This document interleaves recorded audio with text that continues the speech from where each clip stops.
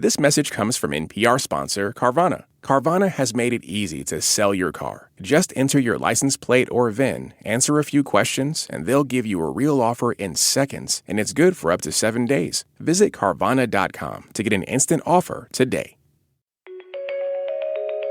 Hey, it's NPR's Book of the Day. I'm Andrew Limbong. Something my wife and I talk about a lot these days while we're looking at the new baby is how frustrating it must be to not be able to communicate that something is wrong. You know, like if you're hungry or tired or uncomfortable for any reason and you're trying to tell the people in charge, hey, I'm in need of assistance here, and they just go about their day, it's gotta feel awful. I thought about that when I was listening to today's interview. It's with Angie Kim. Her new book is a thriller called Happiness Falls, and one of these central characters is a teenager named Eugene, who is autistic and non-speaking. But that doesn't mean he isn't aware of what's going on around him. And Angie tells NPR Scott Simon that part of this book is disabusing the notion that oral fluency equals intelligence. Support for NPR and the following message come from GiveWell. For 15 years, researching charitable organizations and recommending the highest impact opportunities to donate to. When you use GiveWell, your tax-deductible donation goes directly to the charitable organization of your choice, and GiveWell doesn't take a cut. Go to GiveWell.org to find out more or make a donation. Choose how you heard about GiveWell by choosing podcast and enter NPR at checkout. Adam Parson is missing at the opening of Angie Kim's new novel, Happiness Falls. He's married to Hannah, a linguist born in Korea. Their children are Mia and John, 20-year-old twins, and Eugene, 14 years old, who has autism and Angelman syndrome. Adam is a loving full-time father to Eugene, busy with his treatment and care. One day, he doesn't return from a morning hike with his son. Eugene runs home, but cannot tell his family what happened, even if he knows. Angie Kim joins us now from Great Falls, Virginia. Thanks so much for being with us. Thank you so much for having me. This is such an honor and such a pleasure. Well, the honor is ours.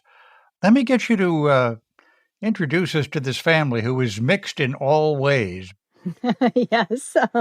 This family is a biracial family. They're Korean American. And they live outside D.C., as I do. Mia and John, the 20-year-olds, are twins. They're fraternal twins, and they're very different from each other. One is an optimist. Mia is the pessimist. And the story follows them along in their attempt to figure out what happened to the father. And in order to do that, they really have to try to connect with one another and really learn to communicate with each other. Tell us about Eugene. Always seems to have a smile on his face, but locked off in many ways. Tell us about his splaffing, as they call it in the family. Yes, that's a made-up word that Mia uses.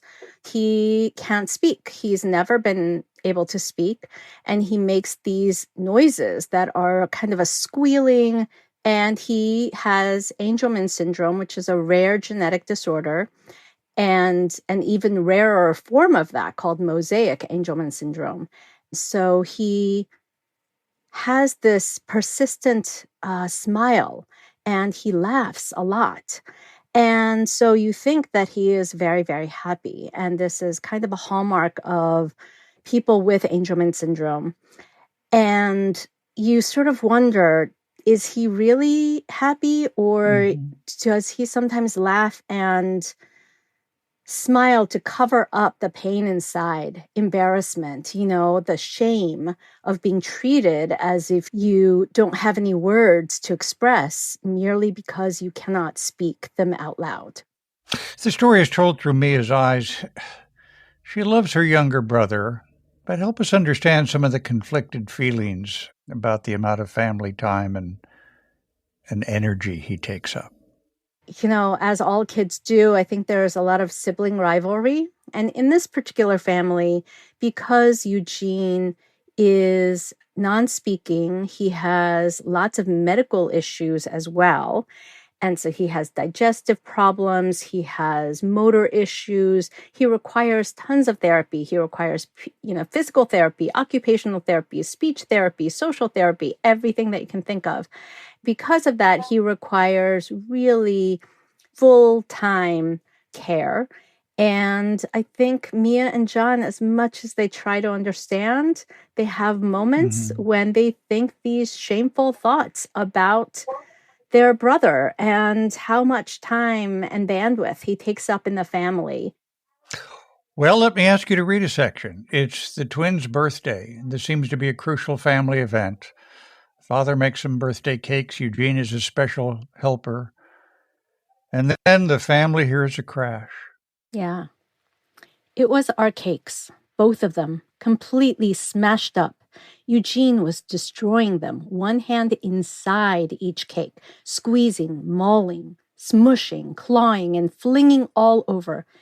If he desperately wanted the cake and lost control, shoveling it into his mouth, I might have understood. But it wasn't like that. It was like he hated everything the cake stood for and wanted them gone from this world, like every morsel was an enemy that needed to be vanquished. Or no, like we were the enemy, John and I, and he wanted to punish us, to destroy everything good in our lives. Standing across the kitchen, looking at Eugene, my first thought was, do you hate me as much as I hate you? I bet you don't, because I hate you so much. I wish you were gone, wish you'd never come into our lives. Our lives would be so perfect without you. Oh, boy. That's hard to hear. Yeah, right? I know. This comparison I'm going to ask you about is highly imperfect, but you think growing up as a child of Korean immigrants in the U.S. who learned to understand English but at first were halting when you spoke gives you an extra insight into Eugene? Absolutely. I think that's actually one of the reasons why I wrote this book and why I feature non-speakers in a lot of my fiction. I grew up in Korea, and at age 11 in middle school, which is such a hard time anyway, we moved to the US, to the Baltimore area. And for the first time, I felt stupid. Even after I started understanding English, I still couldn't speak very well. I spoke with an accent, bizarre syntax, weird grammar. And I understood enough English to realize that people were talking about me in front of me. They were making fun of me. And so I came to realize for the first time, we have this deeply ingrained assumption that equates oral fluency with intelligence. And it's something that never left me. And it's something that even talking about it today, 40 years later, I still feel this like flush of shame. And so when I learned that there are non-speaking children that I knew who are autistic, and we had all, including their parents and their doctors, had assumed that they couldn't understand or think because they couldn't speak. And so they had cognitive deficit labels. And then all of a sudden they started learning in a very painstaking way to use these large letter boards to spell out words letter by letter. And by doing that, learning to communicate. I teach a group of these non-speakers now. I teach creative writing to them. And it is unbelievable to me, the beautifully formed words and phrases and sentences that are just coming out of them because they've had them trapped in their minds this entire time. And it's just something that when I learned about, I did go back to my immigrant experience and I thought I have to write about this because I don't understand why this is happening in our society and why we have this assumption that we do that equates oral fluency with intelligence. We know that that's not true. When I don't understand something, I write.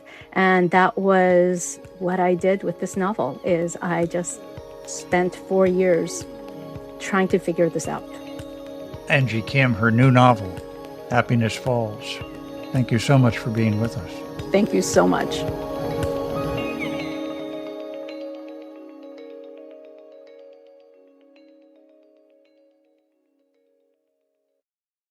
This message comes from NPR sponsor Shopify. No idea where to sell? Start selling with Shopify today. Whether you're a garage entrepreneur or IPO ready, Shopify's the only tool you need to start, run, and grow your business without the struggle. Go to shopify.com/NPR.